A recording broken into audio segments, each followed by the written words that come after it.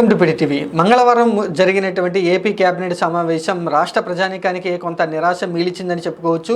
Cabinet సమావేశం ముందు super six పథకాలకు సంబంధించి కేబినెట్లో చర్చ జరగబోతుంది. కొన్ని పథకాలకు సంబంధించి కూడా కేబినెట్ ఆమోద ముద్ర వేయబోతుంది. రాబోయేటువంటి నెలలో ఏ పథకాన్ని ప్రారంభించాలి అనేటువంటి విషయాల గురించి ముఖ్యమంత్రి నారా చంద్రబాబు నాయుడు ఒక కీలక నిర్ణయం తీసుకోబోతున్నారంటూ కేబినెట్ సమావేశం ముందు పెద్ద ఎత్తున చర్చ అయితే జరిగింది. తీరా కేబినెట్ సమావేశం జరిగి మంత్రి పార్థసారథి ఆ సమావేశం యొక్క వివరాలు వెల్లడించిన తర్వాత తెలిసిన విషయం, కేబినెట్ చర్చించిన విషయాలు ఏమిటి అంటే, ముందుగా ల్యాండ్ టైటిలింగ్ యాక్ట్ రద్దు విషయానికి మంత్రిమండలి ఆమోద ముద్ర వేయడం జరిగింది. తర్వాత అతి త్వరలోనే నూతన ఇసుక పాలసీ విధానానికి సంబంధించి కూడా మార్గదర్శకాలు విడుదల చేయబోతున్నాం. నూతన ఇసుక పాలసీని మంత్రివర్గం ఆమోదించింది. అలాగే రాష్ట్రం మరొక 5,200 కోట్ల రూపాయల అప్పు చేసేందుకు మంత్రివర్గం ఆమోదం తెలిపిందంటూ కూడా మంత్రి పార్థసారథి తెలపడం జరిగింది. కానీ కేబినెట్ సమావేశం ముందు పెద్ద ఎత్తున సూపర్ సిక్స్ పథకాలకు సంబంధించి ముఖ్యంగా చర్చించబోతూ ఉన్నారు.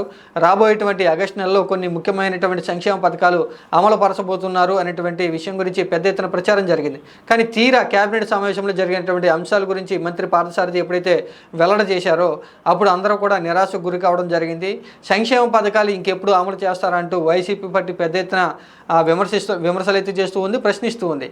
ఇక ప్రజలు కూడా ఈ కేబినెట్ సమావేశంలో సంక్షేమ పథకాలకు సంబంధించి మహిళలకు బస్సుల్లో ఉచిత ఫ్రీ ప్రయాణం ఇవ్వబోతున్నారంటూ పెద్ద ఎత్తున మొదటి నుంచి కూడా ప్రచారం జరుగుతుంది. అలాగే రెవెన్యూ శాఖ మంత్రి అయినటువంటి అనగాని సత్యప్రసాద్ కూడా ఒక ట్విట్టర్లో పోస్ట్ చేయడం జరిగింది. ఆగస్టు 15వ తారీఖు నుంచి మహిళలకు సంబంధించి ఫ్రీ బస్సు ప్రయాణం అమలు చేయబోతున్నామంటూ కూడా ఆయన ప్రకటన చేయడం జరిగింది. దీనికి సంబంధించి కూడా కేబినెట్లో చర్చ జరగబోతుందా అంటూ అందరూ కూడా ఆశగా ఎదురు చూడడం జరిగింది. కానీ తీరా అంతగా ప్రాముఖ్యత లేనటువంటి గతంలోనే తీసుకొచ్చినటువంటి విధానాలకు సంబంధించి కేబినెట్లో చర్చ జరిపారే తప్ప కొత్తగా అప్పు చేసేందుకు మంత్రిమండలి ఆమోదం తెలిపింది తప్ప సంక్షేమ పథకాలకు సంబంధించి సూపర్ సిక్స్ పథకాలకు సంబంధించి మంత్రిమండలి కనీసం కూడా చర్చ జరపలేదు అనేటువంటి విషయం అయితే స్పష్టంగా తెలిసింది. ఇంకా మరొకమైనటువంటి ముఖ్యమైన అంశం వాలంటీర్ల వ్యవస్థ గురించి కూడా ఈ కేబినెట్లో అయినా సరే చర్చించబోతున్నారా అంటూ అందరూ కూడా ఆసక్తిగా ఎదురు చూడడం జరిగింది.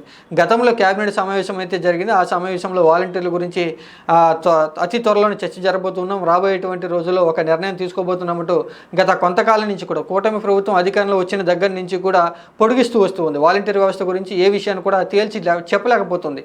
తాజాగా జరిగినటువంటి కేబినెట్లో కూడా వాలంటీర్ వ్యవస్థ గురించి ఏమైనా చర్చ జరిపారంటే అది కూడా లేదు. వాలంటీర్లకు సంబంధించి కూడా ఆగస్టు 14వ తారీఖుతో వాలంటీర్లకు ఉన్నటువంటి కాల పరిమితి ముగియడంతో ఈ వాలంటీర్ వ్యవస్థ గురించి ఏ నిర్ణయం తీసుకోబోతున్నారంటూ అందరూ కూడా ఆసక్తిగా ఎదురు చూస్తున్నారు.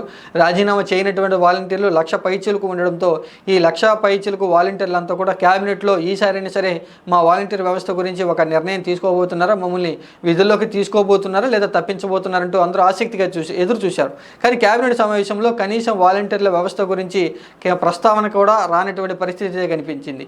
మొత్తంగా మంగళవారం జరిగినటువంటి కేబినెట్ సమావేశంలో ఎటువంటి కీలకమైనటువంటి నిర్ణయాలు, కీలకమైనటువంటి అంశాల గురించి చర్చ లేకోకుండా కేవలం ప్రాధాన్యత లేనటువంటి అంశాల గురించి చర్చించారు. కొంత ల్యాండ్ టైటిలింగ్ యాక్ట్కి సంబంధించి, ఉచిత ఇసుక సంబంధించి అప్పు చేయడానికే మంత్రిమండలి ఈ కేబినెట్ సమావేశం నిర్వహించారు అనేటువంటి విషయం అయితే స్పష్టంగా తెలుస్తుంది.